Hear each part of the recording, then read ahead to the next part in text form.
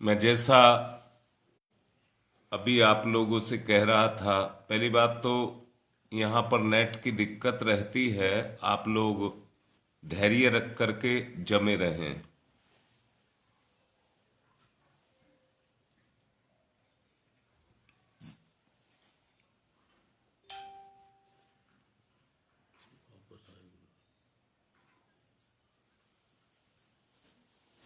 निवेदन कर रहा हूं कि उस प्रकृति के आदमी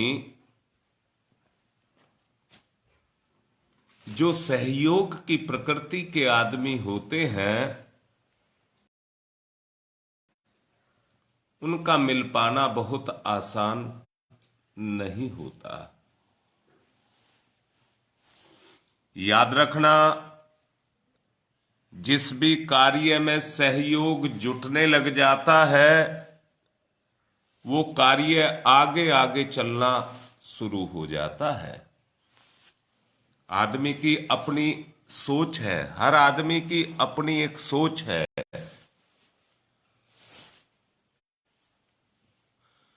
वो अपनी सोच से हर किसी को देखता है। जिसके साथ उसकी सोच मिलती है, उसमें उसको रस आता है। और रस आता है तो उस रस के लिए वो उस काम को करता है। जो भटक गए हैं, उनको भटका भी ही अच्छा लगता है, परंतु जो सरल सहज साधु प्रकृति के होते हैं, उनको वैसा ही अच्छा लगता है। सोचो, अगर आपके यहां पर कोई बहुत बड़ा अधिकारी, कोई मिनिस्टर वाला है, तो उसके लिए उसी तरह का माहौल पैदा करना पड़ता है। हेलीकॉप्टर से, हवाई जहाज से आता है तो उनकी पट्टियां पहले से तैयार करनी पड़ती हैं। जिस पर उनके वाहन उतरते हैं, उनकी पहले से तैयारियां करनी पड़ती हैं।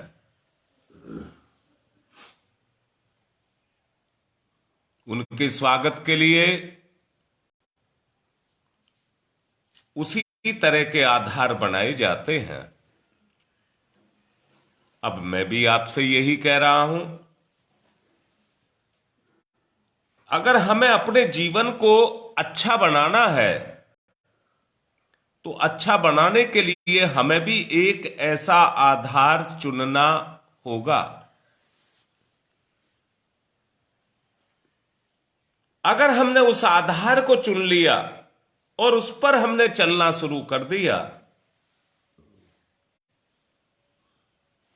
हमारी आंतरिक सृजन की प्रक्रिया वहीं से चलना शुरू हो जाएगी। पर जब आदमी बुराइयों में रस लेता है और बुराइयों को ही देखता रहता है, उसके मन मस्तिष्क में बुराइयां ही चलती रहती हैं, तो उसका स्वरूप भी उसी तरह का ढला रहता है। एक बात कहना चाहूंगा, समय अपनी रफ्तार से चल रहा है। कोई चाह करके भी उसको रोकना चाहे तो रोक नहीं सकता। और चलते चलते समय के कब समय की गति रुक जाए, हम केवल अपनी अकड़ में अटके हुए रह जाएं, तो अंततः हमें घाटा ही उठाना पड़ेगा। समझदारी तो इस बात में है कि जो विकार जो रुकावटें हमारी चेतना के क्षेत्र में आई हुई हैं, उनको हमको हटाना चाहिए। हर किसी की भूख एक ही रहे। मेरे अंदर जो विकार हैं वो किस तरह से हटें। पिछले दिनों का मैं अपना एक अनुभव बताता हूं।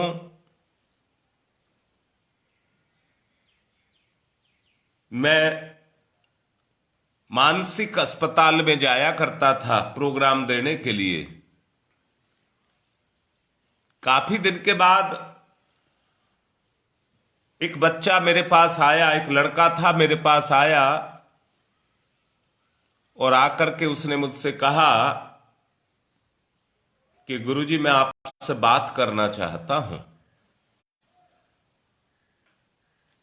मैंने उसको मौका दिया, बात की,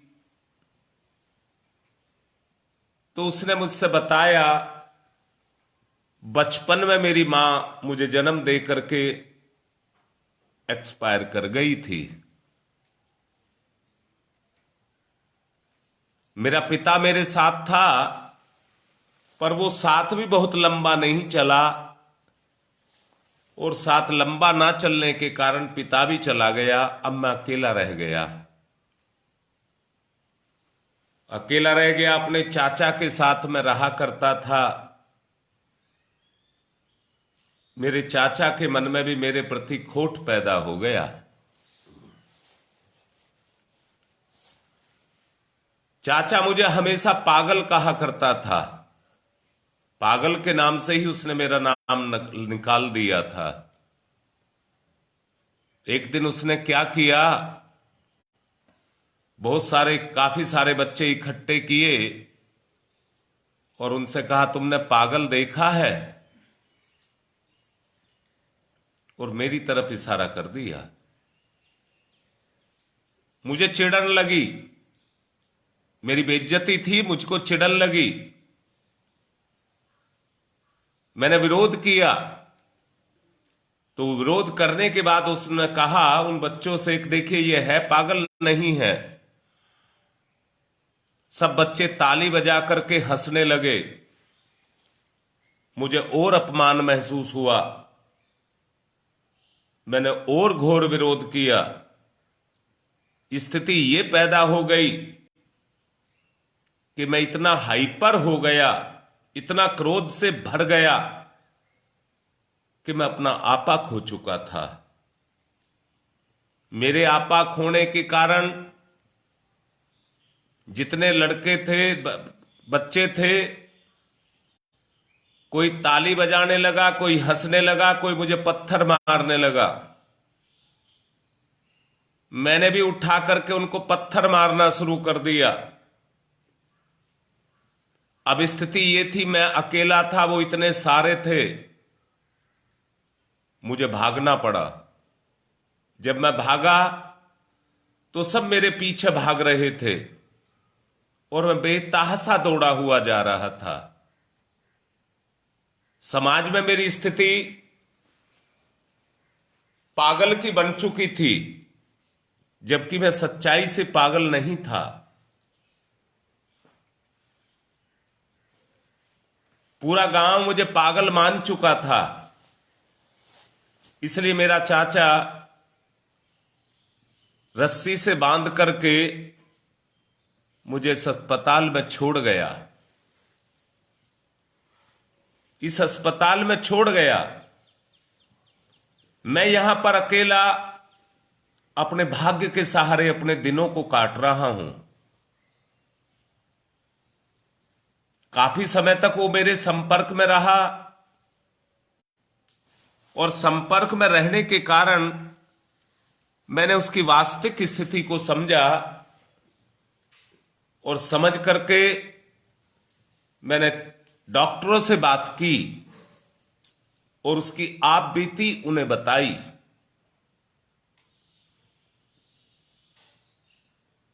उस बच्चे को कंसल्टेंसी में रखा गया उसके बाद यह सिद्ध हुआ कि यह बच्चा पागल नहीं है, इसे पागल किया गया है।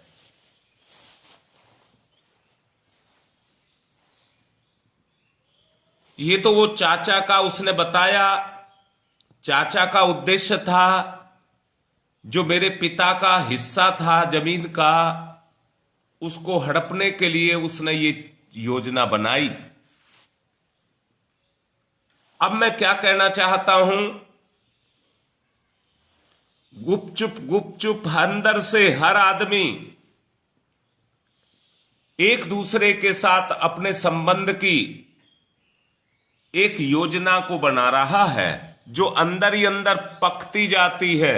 जैसे हांडी के अंदर दाल पकती जाती है, ऐसे ही हर व्यक्ति अपनी विचारधारा को अंदर ही अंदर पकाता रहता है।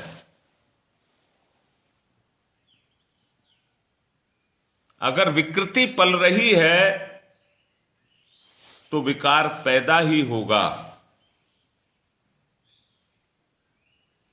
वहां सृजन की बात नहीं आएगी, सुधार की बात नहीं आएगी।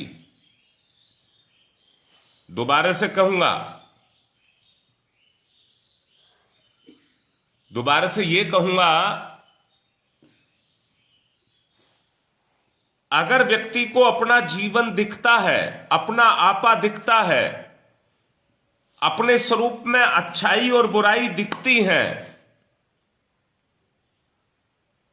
तो सृजन के लिए उसे बुराइयों का दमन और अच्छाइयों की वृद्धि करनी पड़ेगी। बुराइयों का दमन करना पड़ेगा और अच्छाइयों की वृद्धि करनी पड़ेगी। मुकाबला करना पड़ता है। मैंने अभी कहा था, होली पर हुल्लड़ और दीपावली पर पटाखे जला करके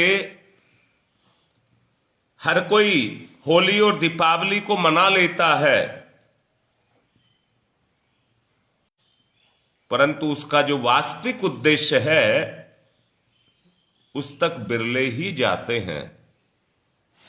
माचिस की एक तीली जो इतनी बड़ी होली को जला देती है, वही तीली जब जलती है तो अपने बुझने से पहले दीपक को जला देती है। अपने बुझने से पहले वो दीपक को जला देती है। उसमें दीपक को जलाने की क्षमता है, ज्योति को जलाने की क्षमता है। और एक दीपक जला करके, एक दीपक से अनेक दीपक जला करके दीपावली को मनाया जा सकता है। दीपावली को मनाया जा सकता है। मैं भी आपसे यही कहूंगा, अभी मैं कोनिया क्षेत्र में काम कर रहा हूं, कोनिया क्षेत्र के भी परिजन सुन रहे हैं। अगर क्षेत्र में उस दीपावली को मनाना है, सृजन की प्रक्रिया को लेकर के आना है, तो उस अच्छाई के साथ आपको अपने आप को जोड़ना ही पड़ेगा। अच्छाई के साथ अपने चिंतन को जोड़ना ही पड़ेगा और जोड़ करके उस मंथन की प्रक्रिया को पूर्ण करना ही होगा और पूर्ण करके उन विकारों को निकालना ही होगा जो हमारे स्वभाव में आकर के बस गए हैं। उनको हमको निकालना ही होगा। निसंदेह मैं इस बात को मान सकता हूं कि कठिनाइयां हैं, पर उन कठिनाइयों को हमें पार भी करना होगा। अगर उन कठिनाइयों को हम पार करना चाहते हैं तो परम सत्ता का सहयोग भी हमको लेना होगा।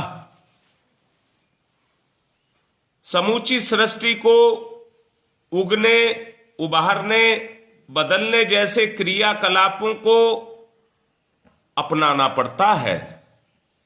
पूरी सृष्टि उसी के आधार पर निरंतर अपनी गति को करती चली जा रही है। मनुष्य के लिए छोटे काम करना कठिनाई का विषय है, परंतु जिनकी सोच छोटी है, मैंने अभी कहा अगर कोई मिनिस्टर कहीं आता है तो उसके लिए जमीन पर उतारने के लिए पहले से प्लेटफार्म बनाना पड़ता है, परंतु गद्दा व्यक्ति तो गंदगी में भी उतर जाता है, उसको कोई पूर्व तैयारी की आवश्यकता नहीं पड़ती। भगवान की छत्र छाया में जो व्यक्ति रहते हैं, कोई भी काम वो ऐसा नहीं करते हैं जो गंदगी से भरा हो, क्योंकि भगवान को उतारना है तो भगवान के जैसा प्लेटफार्म उनको चाहिए। वे ऐसे व्यक्ति विषम बेलाओं में भी अपनी भूमिका उसी तरह से निभाते हैं। गीता में कहा गया है, संभवामि युगे युगे, अर्थात वचनबद्ध होकर के जो इन दिनों छाई हुई जो विभीषिका है, उसके अंदर अपने विपन्नता को छोड़ करके परिवर्तन की बेला में उस प्रयास को करता हुआ चला जाएगा। समझ लेना, परिवर्तन गतिशील हो जाएगा, गतिशील हो जाएगा। जीर्ण अजीर्ण जराजीर्ण मरणासन जो व्यक्ति हैं, वो नवजात जैसा परिवर्तन इन दिनों महसूस करेंगे। जो इतनी विकृति तक पहुंच चुके हैं, ये जो परिवर्तन आ रहा है वो इसको महसूस करेंगे। परंतु आज के जिन व्यक्तियों के ऊपर वो प्रभाव छाया हुआ है, किसका प्रभाव? आवेश का प्रभाव जिनके ऊपर छाया हुआ है, उनके मनों में, उनकी चेतना के ऊपर एक आवेश विनाश का छाया रहेगा। अगर हम इस विनाश को रोकना चाहते हैं तो हमें सृजन की इस प्रक्रिया के अंदर अपने आप को विपन्नता से परिवर्तन के द्वारा अपने आप को गतिशील करना होगा। प्रिय अप्रिय जो भी इस संसार में है, अप्रिय को हटा करके प्रेम की परिधि में सबको लाना होगा। यहां मैं एक बात कहूंगा, अप्रिय से हम अपने अंदर ही उस दुर्गुण को पैदा करते हैं जो हमें विनाश की तरफ लेकर के जाता है। हमें उस विनाश को हटाना है जो इस समय हमारे अंदर आकर के बैठ गया है। हर किसी में हमें कमी, हर किसी में हमें खोट, हर किसी में हमें बुराई दिखाई दे रही है, परंतु सच को जानना, इससे जो हमको दिख रहा है उससे किसी का हम बुरा नहीं, अपना स्वयं का बुरा कर रहे हैं। उस बुराई को जो हमारे अंदर विकार के रूप में आकर के बैठ गई है, उसने हमारी सृजन की प्रक्रिया को कुंठित कर दिया है। युग परिवर्तन में दृश्यमान भूमिका निभाने के लिए उन प्रतिभाओं को निकल करके आगे आना होगा। याद रखना, अगर सृजन कभी भी होगा तो अदृश्य सत्ता, मैं बड़े ही दावे के साथ आपको कहता हूं, जिसने मन में उस परिवर्तन को ला करके बैठा लिया कि मुझे धरती पर अच्छाई को उतार करके लेकर के आना है। इन दिनों जो युग परिवर्तन की प्रक्रिया चल रही है, उस युग अवतार का, उस जो सर्वोच्च सत्ता है, उसका अवतरण उन आत्माओं के अंदर होगा। मैं दोबारा से बोल रहा हूं, मैंने अभी कहा था कि जिस तरह से कोई राष्ट्रपति मिनिस्टर कहीं पर आता है तो साफ सफाई पूरी व्यवस्था पूरी बना करके रखी जाती है। अब मैं भी आपसे कह रहा हूं, जिस युग परिवर्तन की बात की जा रही है, कोनिया क्षेत्र में जिस उद्देश्य के लिए मैं आया हूं, उसमें मेरा उद्देश्य यही है कि उस भूमिका को, उस सत्ता को जो परिवर्तन इस धरती पर लेकर के आ रही है, परम पूज्य गुरुदेव या मां गायत्री, वो एक ऐसी सत्ता के रूप में उन व्यक्तियों के अंदर जो नव सृजन के लिए अपने आप को लगाएंगे, उनके अंदर उतरती चली जाएगी और उन आत्माओं में नवीनता, गुणों के कारण नवीनता पैदा होती हुई चली जाएगी। दूसरी तरफ जो व्यक्ति केवल गंदगी में पड़े हुए हैं, गलत ही सोचते हैं, वो उसी गंदगी में सड़ करके नष्ट हो जाएंगे। इसलिए मैं आप लोगों से कहता हूं, इस समय उस सृष्टा के, उस परमात्मा के अनुदानों की आवश्यकता है, जिसके अनुदानों को पाकर के हम अपने आप को आगे बढ़ाएं। जैन समाज में अणुव्रत लिए जाते हैं। अणुव्रत, अणु कहते हैं सबसे छोटा, सबसे छोटा अणुव्रत लिए जाते हैं। ऐसे ही जब इस तरह की आत्माएं जो जागरूक हों, जागरूक से मतलब यह है जो अपने अच्छे और बुरे को समझते हों, वो जब सृजन के लिए आगे आएंगे तो उनके आगे आने से एक काफिला बनता हुआ चला जाएगा। और अणुव्रत ही जैसे कण कण मिलकर के विराट बनता है, कण कण मिलकर के विराट बनता है, ऐसे ही छोटे छोटे अणुव्रत जब लिए जाएंगे और वो सृजन के रूप में सामने आएंगे, तो उन बुराइयों पर जो उनके चेतना में, मन मस्तिष्क में काम कर रही है, उनमें परिवर्तन आने शुरू हो जाएंगे। परिवर्तन मैंने कहा है कहीं आसमान से टपकता नहीं है, परिवर्तन को उतारना पड़ता है, धरती पर उतारना पड़ता है। यहां मैं फिर से कहूंगा, परिवर्तन आते तो ऊपर से ही हैं। धरती पर जब प्रयास किए जाते हैं तो वो प्रयास बहुत कुछ सफल नहीं होते हैं। पिछले दिनों स्वतंत्रता संग्राम का जब आंदोलन चल रहा था और ये देखा गया कि आंदोलन सफल नहीं हो रहा था, तो स्वतंत्रता सेनानी के रूप में काम करने वाले महर्षि अरविंद अपने मिशन को वहीं पर छोड़ करके और पांडिचेरी चले गए, क्योंकि वहां पर अंग्रेजों का शासन नहीं था। वो पांडिचेरी चले गए और वहां पर जाकर के उन्होंने इसके लिए घोर साधनाएं की, घोर तपस्या की। घोर तपस्या के करने के बाद ऐसी ऐसी आत्माएं इस धरा पर अवतरित हुई, उस प्रभाव से, उनके प्रभाव से, उनकी तपस्या से ऐसी ऐसी आत्माएं धरा पर अवतरित हुई। छोटे छोटे बच्चे अपने जीवन का बलिदान करने के लिए तैयार हो गए। उन बलिदानों के आधार पर, उस त्याग के आधार पर आज हम स्वतंत्र होकर के बैठे हुए हैं। शरीर को स्वतंत्रता तो मिल गई, पर मानसिक स्वतंत्रता ने हमको जकड़ करके रखा हुआ है।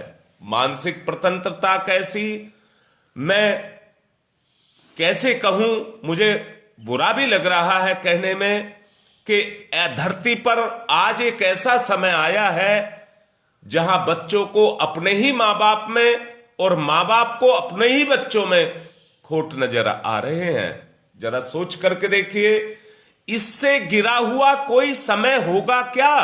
मैं दोबारा से कहता हूं, अगर इस अभियान के अंदर कोई भी अपने सहयोग को देगा, अपने सहयोग को देगा, तो वो सहयोगी उसके जीवन में परिवर्तन को लाएगा और वही परिवर्तन उसके परिवार में चला जाएगा। मैं निवेदन करूंगा, हरेक का अपना एक स्वरूप है, हरेक का अपना एक स्वरूप है। अपने स्वरूप के कारण जैसा उसका अपना आपा है, जिस विचारधारा में कहिए, जिस परिवेश में कहिए व्यक्ति ने अपने आप को बांध करके रखा हुआ है, उसी में वो बंधा हुआ है, वही उसकी सोच है, उसी सोच में वो बंधा हुआ है। अगर उस सोच से उसको बाहर निकाल करके लेकर के आना है तो कोई ला करके निकाल करके नहीं ला सकता। व्यक्ति को स्वयं निकलना होगा, स्वयं व्यक्ति को निकलना होगा।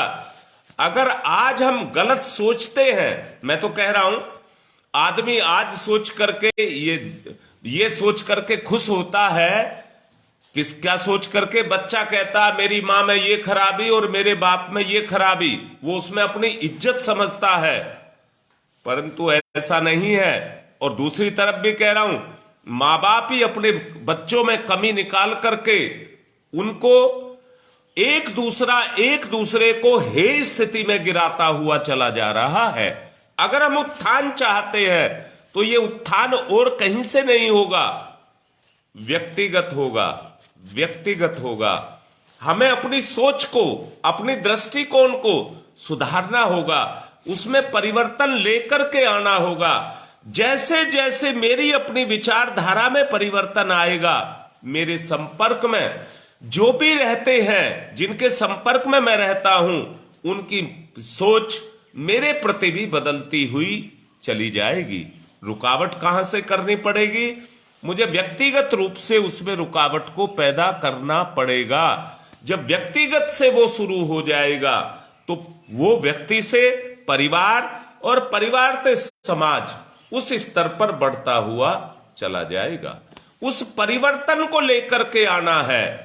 अगर मैंने अभी कह रहा था, छोटे बच्चे कहानियां सुनने के आदी हो जाते हैं और वो कहानियों को सुनते रहते हैं, परंतु क्योंकि उनके अंदर किसी तरह का कोई मनोविकार नहीं होता, वो किसी की गंदगी कमी नहीं देखते, तो उसी में ही वो उन अपनी भावनाओं को उभारते उकेरते हुए चले जाते हैं और उनकी जिज्ञासा बढ़ती हुई चली जाती है।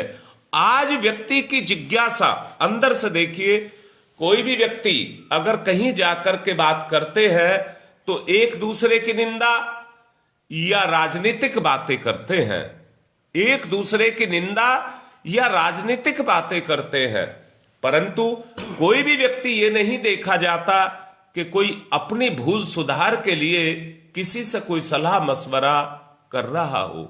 आज आवश्यकता इस बात की है कि अगर सुधारा जाए तो किसको सुधारा जाए?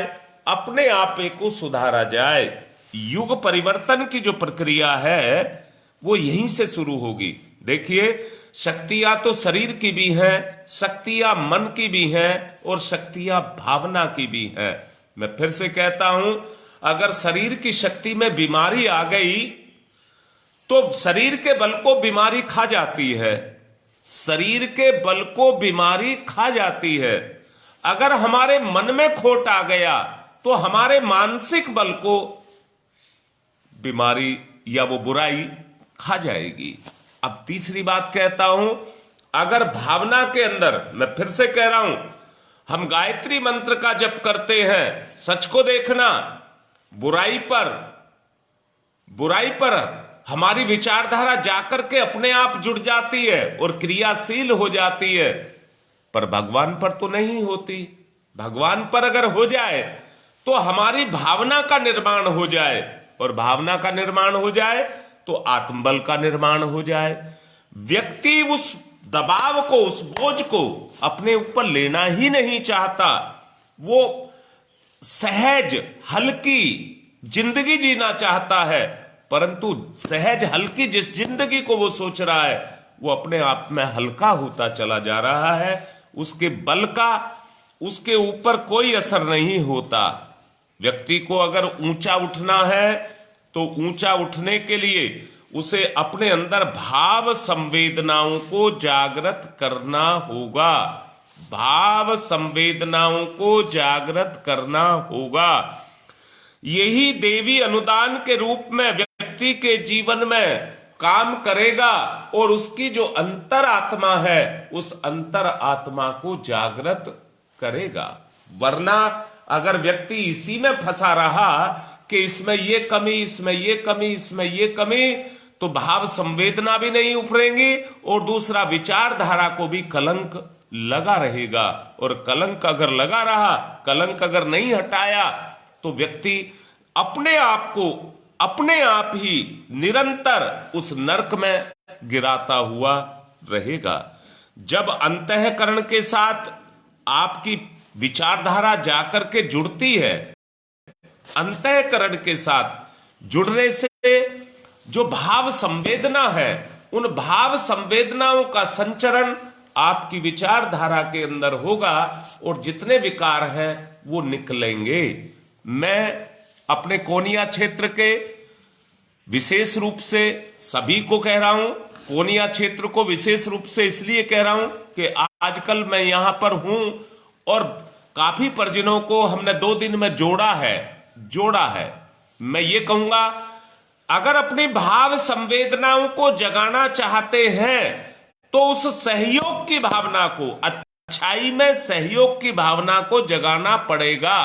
अगर वो जग गया तो एक प्रवाह निकलेगा, एक कारवां निकलेगा जो समाज में फैली हुई इन विकृतियों को हटाने में सहयोग करेगा। सुधार की प्रक्रिया यहीं से शुरू होगी। अगर हम अपने तक ही सीमित रहे तो हम जिस तरह से गाय रास्ता चलती हुई गोबर कर देती है, वो गोबर हिलता नहीं है और जहां पड़ा रहता है वहीं पर पड़ा रहता है, खुद भी सड़ता है और वायुमंडल में भी बदबू पैदा करता है। ऐसे ही आदमी भी जिस अवस्था में, उसी अवस्था में पड़ा पड़ा सड़ता रहेगा और सड़ करके क्या करेगा? वातावरण को दूषित करेगा। इससे बुराई बढ़ती जाती है। वातावरण का प्रभाव होता है व्यक्ति के ऊपर और उससे बुराई बढ़ती हुई चली जाती है। हमें क्या करना होगा? एक अच्छे वातावरण को पैदा करना होगा और उस वातावरण को पैदा करने के लिए अच्छी समर्थ उन आत्माओं को निकल करके बाहर आना पड़ेगा। परिवर्तन के आधार पर यदि एक शब्द में व्यक्त करना हो तो इतना भर कहने से काम चल जाएगा। कितने निष्ठुर स्वार्थपरता के व्यक्ति जो निरंतर उस स्थान पर वहीं पर टिके रहते हैं, पड़े रहते हैं, उनमें भाव संवेदनाओं को हमको पैदा करना पड़ेगा और कोई तरीका नहीं है। मैं फिर से कह रहा हूं, अभी प्रोग्राम कहां है हमारा? शिवचंद प्रधान शेरपुर में शिवचंद प्रधान के यहां पर अभी प्रोग्राम है 10 बजे से। मैं सभी परिजनों से कह रहा हूं, शाम को दीपक अभी सब इकट्ठे होकर के वहां पर आए। ये लगन आपके अंदर लगे, स्वार्थों को छोड़ें, परमार्थ में अपनी भागीदारी करें, तो निश्चित रूप से सृजन की प्रक्रिया शुरू हो जाएगी। सृजन की प्रक्रिया शुरू हो जाएगी। मैं आत्मिक निवेदन कर रहा हूं, अपने स्वार्थों को छोड़ करके परमार्थ के लिए अपने समय, साधन, श्रम को देना ही पड़ेगा। यही अच्छाई के साथ सहयोग है। और मैं फिर से कह रहा हूं, वो सत्ता जो परम सत्ता है, जब उस सहयोग को पाएगी तो वो आपके लिए सीढ़ी बन जाएगी और वो सत्ता उस सीढ़ी से आपके जीवन में प्रवेश कर जाएगी और आपके जीवन का उद्धार हो जाएगा। आदमी स्वार्थ के कारण इस बात को समझ नहीं पाता है, मोह माया में फंसा, अपने दैनिक कार्यों में फंसा रहता है। मैं आत्मिक निवेदन कर रहा हूं, अभी 10 बजे जो शेरपुर में प्रोग्राम होना है, जो भी गांव 2 दिन से हमने जोड़े हैं, उनसे निवेदन कर रहे हैं कि वहां पर आए और आगे की सृजन की प्रक्रिया को और समझें, और समझें, और समझें। 3 बजे से दीपक दुबे शांतिपुर में दीपक दुबे के यहां 3 बजे से है प्रोग्राम। आज का ही सूचनार्थ आपको बताया जा रहा है। आप सब तैयारी करें, उसमें आए, अपनी भागीदारी करें। अच्छाई में भागीदारी होगी, आपका उद्धार होगा। इसी के साथ समय ज्यादा हो चुका है, अपनी बात को विराम देते हैं।